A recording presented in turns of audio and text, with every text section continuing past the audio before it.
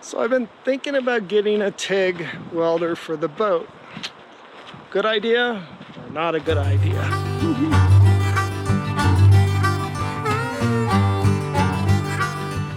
Hi, and welcome to the first episode of Walk in the Woods.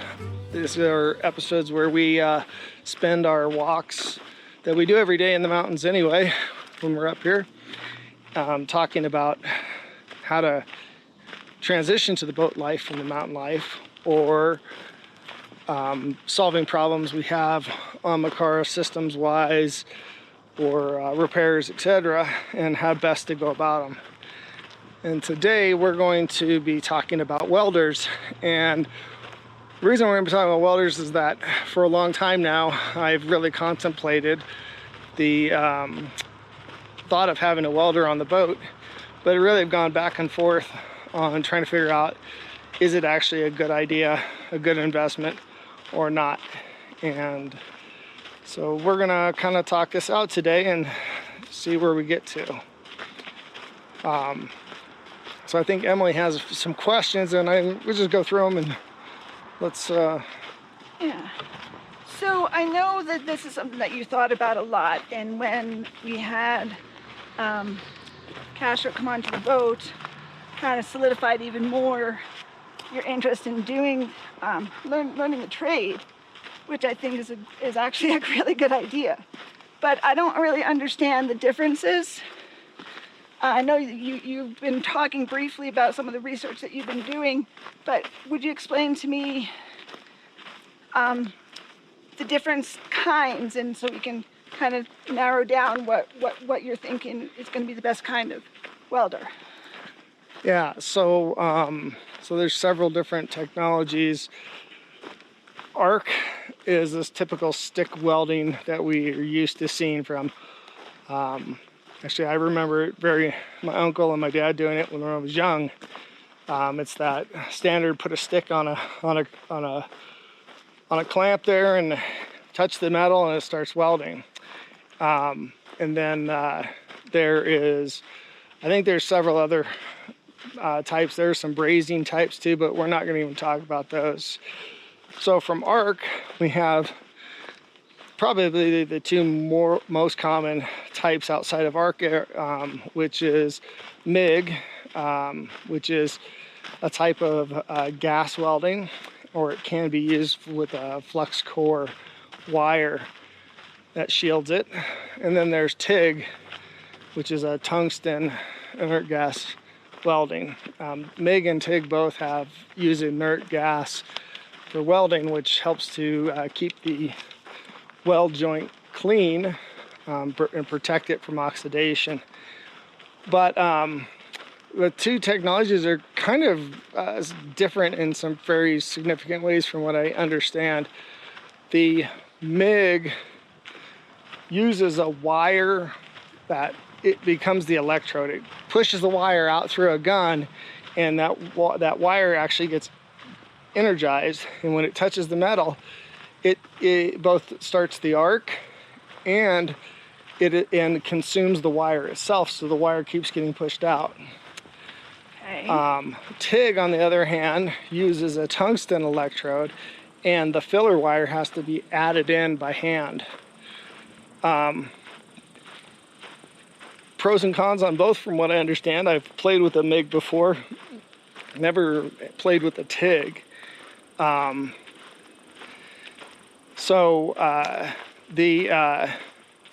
thing about a MIG is that a MIG seems to be able to actually weld much quicker.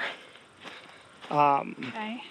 And a TIG is slower, but does cleaner welds, and from what I can understand, a TIG weld is kind of the superior weld. So what is the kind that we typically are accustomed to seeing, with all the sparks and stuff flying? Because being on a boat, that's kind of a concern. Well, once you use gas, even on an arc will put out a lot of sparks. Okay. I've never seen an arc weld that doesn't tend to put out a lot of sparks. But a MIG, even with the inert gas, from what I've seen, So I'm not an expert on the side. What I've seen is that they still tend to have a lot of splatter and Okay. put out some sparking at times. I'm sure with the gas, it's not nearly as much or at all if you really know what you're doing. But a TIG, on the other hand, very clean. There's not a lot of burn off or gassing that comes off of it, besides obviously the argon that is put out Right. to protect the weld. Yeah, I was really impressed when I was watching him do the work on our boat that it was very clean. It was not at all what I expected of welding. Right, and so the other thing about it is that when we talk about a welder, we have to really look at why we would be using one. And the two primary metals on a boat are going to be aluminum, typically a 6061 aluminum, or stainless. And stainless might be 304, but it's quite often it's 316L stainless, which is most protective in a corrosive environment. So whichever technology we were to ever use would really have to be able to do those two. Now, can both systems do those two, or is it kind of specialized for, each system? No, they can both do it, but there's the thing about it is it's not so much stainless that brings the challenge, but it's the aluminum. And the reason is aluminum takes a different it takes a different power, and two, on the MIG, it actually, you have to have a separate spool gun because aluminum's one, it's fairly brittle when it's in a wire form, and two, what I understand is that if you were to try to run it down the long tube that the MIG normally runs the wired lead down, it would probably bind up inside it. So you buy a separate spool gun. My understanding is on aluminum is both of them have to have AC, and for stainless, DC is what is used for stainless. And so part of that comes into play when we talk about costs. And Right. You're saying so that the different systems actually are different costs, or the ability to do aluminum and stainless versus not? well, they're both different costs. Mm-hmm. And really, but then when you talk about what the costs are going to be, you have different priced equipment, and whenever you're looking at the pricing equipment, it's generally going to have different capabilities. So as I looked at a lot of different ones, there's several factors that come into cost, and one of the biggest really comes into is almost all of them primarily will do steel and stainless steel. So they'll do DC. The moment you want to go and do aluminum, the price significantly jumps. No. Okay. And because we would really kind of be in our best interest, if we were going to make the investment just to be able to do aluminum, it wouldn't make sense for us to go with just a DC and limit ourselves from being able to do aluminum, or later on having to pick up a whole new machine. Sure. So what kind of costs are we looking at here? So yeah, I looked at a lot of them, and part of it is there's a lot of variance out there in the market. There's a couple different units that I saw that were, one was a Lotus, and then Eastwood units. Okay. And they tend to be in the, I guess the more affordable range, somewhere in the $800 to $1,100 range for doing both. And then you can kind of step up into what are more common U.S. brands, which are like Lincoln and Miller, which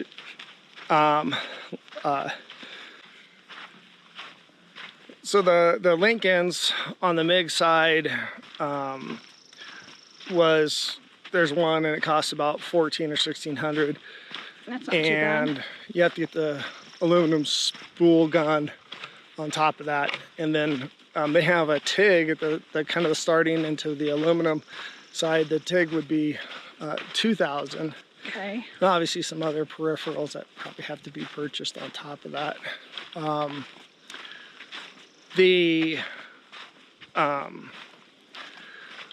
Then the Millers, on the other hand, which is a great brand, I understand one of the best in the U.S.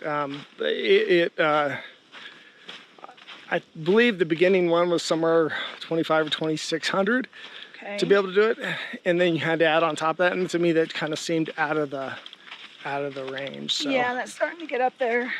yeah. I think the other consideration is how big are the units, and right. When I was looking at the things like the Eastwood, well, I should say that not just the size, but also the power. What power do they need to be able to function? Because we are kind of really need something that can do both 120 or 220. And with some of them, that's kind of a limiting factor. But the size, on the other hand, so the Lotus and the Eastwood tended to be quite big units. Yeah, that definitely is a consideration, having it on the boat. And you know, portability is a big deal, because we want to be able to move it around, or if we have to do some welding on somebody else's boat, maybe we'd need to carry that. We wouldn't want it to be so big that it would be right, you'd have to go get a cart. Right. Hook up a pulley system just to get it out of the boat. Right.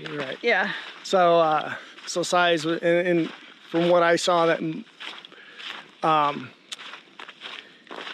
really it kind of came down to the Millers and the Lincoln seem to be kind of have the only really compact sizes. Apples and oranges. Even the Eastwood was significantly taller, and that makes storage harder. Sure. They all seem to be about the same width and pretty close to the same length. But some of them were very tall units, and others, and then the Lincoln and the Miller, and this Miller was actually probably the smallest, but then again, the price came into play. So okay, so what's your thought about which one is going to be the best option for well, it seems size and price? Yeah, it seems like balancing everything out, that the Lincoln's probably the best. Okay. And that's because the price, even though it's higher, it's a very high quality unit from a well-known manufacturer. Right, which is important as we travel, for sure. Yeah, well, in getting parts here in the States is really easy, and I'm sure getting them shipped out is probably fairly easy. And they have a great customer service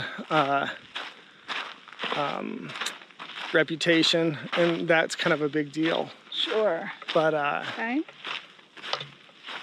But anyway, so yeah, I think the Lincoln's probably the way to go. But I think it's important before we kind of make that decision that we really know why. Why would we get it, you know? Right. Is it worth the money? And you, of course, you have to learn the skills. Right. I have to invest the time in learning. Right. And it's a rather large investment where we need money to do other things on the boat. So does it make sense? Well, I think if we were to get this, you know, TIG, it's definitely the way to go. Gives the most flexibility and control. It'll weld pretty much anything, and it'll actually weld even other metals. So I think TIG's the way to go. And it's in use on the boat, just being able to do repairs. Oh yeah. When we were in Mexico and the boat got damaged, and I had to find a welder to do it, you know, that was something. If I had a TIG welder and knew the skill, I probably could have done it myself. And I just think about that as being something, if we were off in some really remote place and we had some kind of serious damage that wasn't safe to go out crossing the ocean, and I had the TIG, maybe I could fix that. and it wouldn't be a big deal, where if we didn't have it, it might be a big deal. And so Sure. I like that, the ability that to fix things like that, where we wouldn't be doing it. And the ability, I think, also to help out other boaters and do repairs for them. Possibility of making a little extra money here and there by doing those things. I think that potential is huge, which is important. Yeah.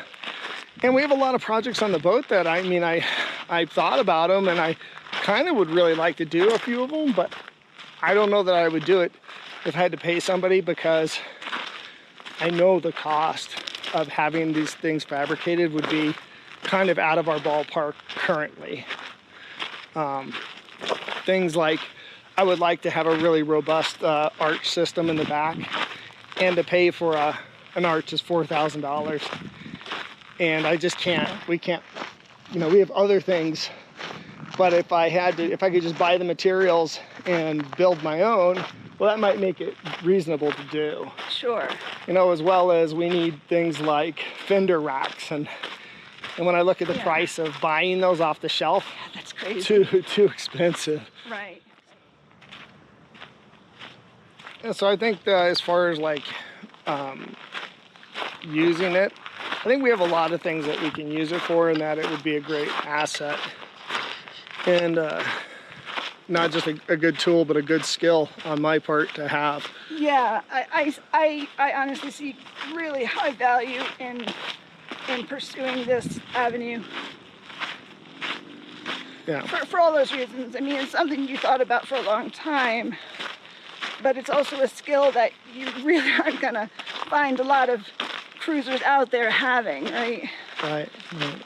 And really great need for so many people of having that skill. I think it's very valuable. Yeah. And you know, $2,000, $2,500, whatever, it's not that bad. If it was, you know, 5,000 or 6,000, we'd really have to contemplate it. But yeah. I think I would call it say no at this point. But, yeah, but that's not bad. And then you just have to invest the time into learning the skill. That's right. But so you also have Castro to help you along the way too. That's right. So then we're saying yes? I think we're saying yes. Yeah, I think it's a good idea. I think so too. I think we'll purchase that Lincoln and then get everything, and we'll see how it goes. Cool. All right, sounds good to me.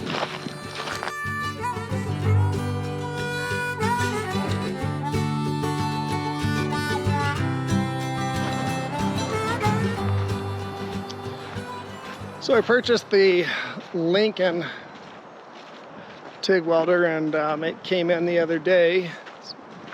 Just starting to get everything set up, and ordered a bunch of consumables for it. But being new to this, I didn't exactly order, I didn't order the wrong things, but I didn't exactly order the right things for learning. And thanks to the general manager in Bishop Welding in Bishop, California, he really kind of took some time and just kind of walked me through some real tips from an expert on how to kind of get started. So I'm really grateful for that. So this next week we should have everything in, and I'll do a little update about that so that we see how this all goes. And also, if you're in Southern California and you need some stainless work done on your boat and want another option besides some of the boat yards, etc., Alberto Castro from Castro Stainless, who's out of Southern California, he did some work for me, which I'll show you right here. And he did a really great job, really great price. So I'll put in the comments, or in the description down below, I'll put his phone number. And if you're in the Southern California area and you have some work to get done on your boat, you can give him a call up. He's a great guy, really takes pride in what he does, so he could probably do a really good job for you at a much better price. But we will catch up when we get a little bit of welding done.